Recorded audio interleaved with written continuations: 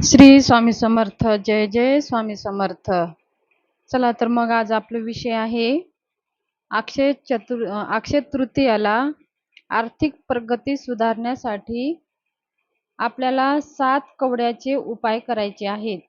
लक्ष्मी प्राप्तीसाठी, नोकरीत प्रमोशन होण्यासाठी, व्यापार वृद्धी होण्यासाठी, घरामध्ये धन येण्याचे मार्ग भेटण्यासाठी, आपल्या घरात जे धन येतं ते टिकून राहण्यासाठी आपण आज 7 कवड्यांचे उपाय आज मी सांगणार आहे. असे केल्याने बघा आपल्या घरामध्ये धन प्राप्ती होते आणि आपल्या कुलदेवीची पण कृपा आशीर्वाद प्राप्त होते आणि आपल्या घरातले दारिद्र्य संपून जातात. कोणतेही दारिद्र्य असू द्या, माता लक्ष्मीच्या कृपेने, कुलदेवीच्या कृपेने आपल्या घरातले सगळे दारिद्र्य संपतात. 7 पिढ्यांचे दारिद्र्य असेल तरीही संपून आपल्याला धन प्राप्ती होते. ह्या कवड्याचे महत्त्व, खूप काही महत्त्व आहे. थोडंसं मी महत्त्व सांगते कवड्यांचे. काय महत्त्व आहे, एवढी लक्ष्मी मातेला कवडी कशी काय प्रिय आहे ते थोडंसं मी आज समजून सांगणार आहे.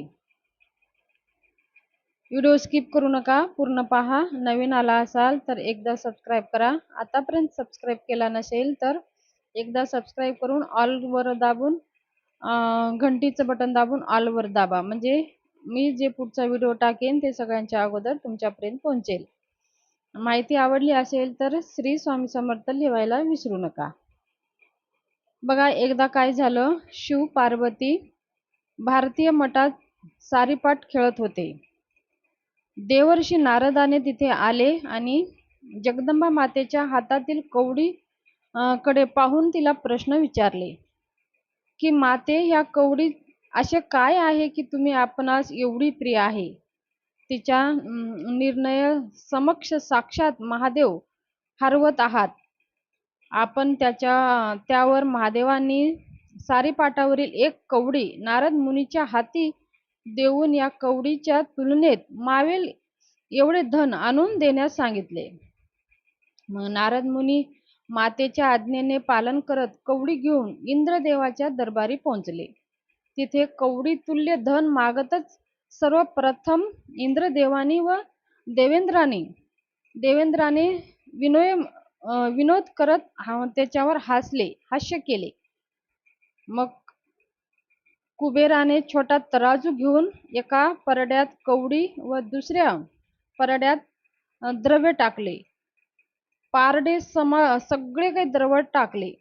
तराजू विशाल झाला, कुबेराचा भंडार खाली झाले, किंतु कवडी तुल्य धन होईना. मग देवतागणांची मनोमन क्षमा मागून देवराज इंद्राने स्वतःचे मुकुट देवीच्या परड्यात टाकलाय. मग तेवढ्या जगदंबेच्या एका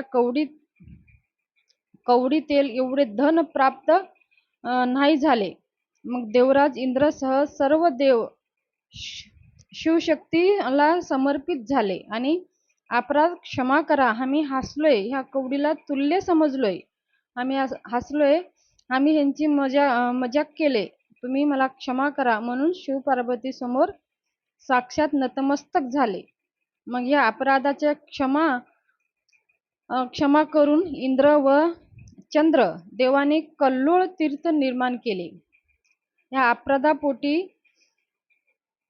इंद्रदेवाने व चंद्रदेवाने एक कल्लोळ तीर्थांची निर्मिती केली.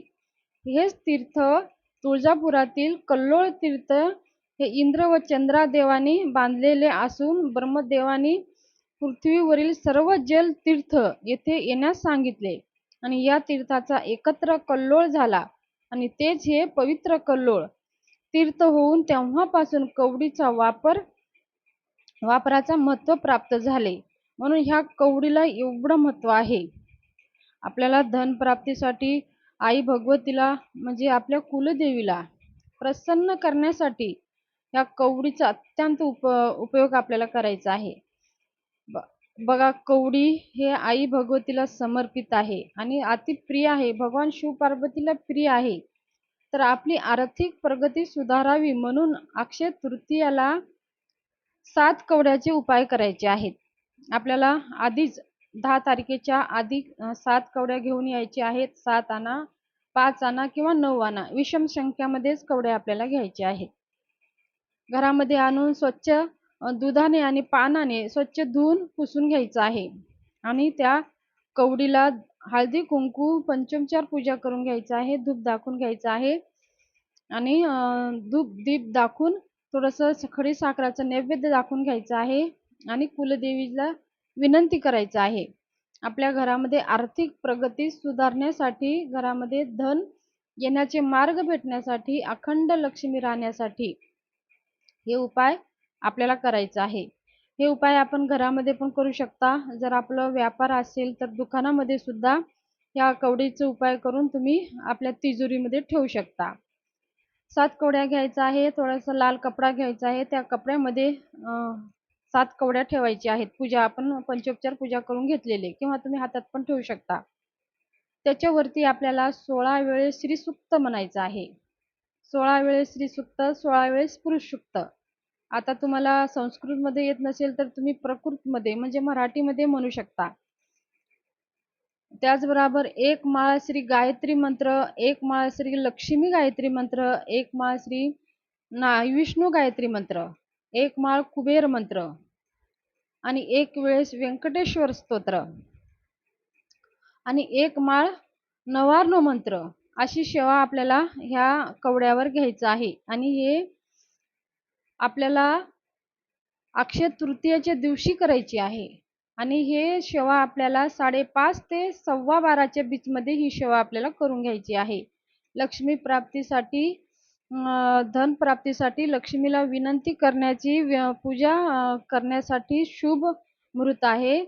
10 तारखेला सकाळी 5:30 वाजल्यापासून ते 12:15 वाजेपर्यंत म्हणजे 12 वाजून 18 मिनिटापर्यंत लक्ष्मी प्राप्तीसाठी ही सेवा करण्यासाठी शुभ वेळ आहे.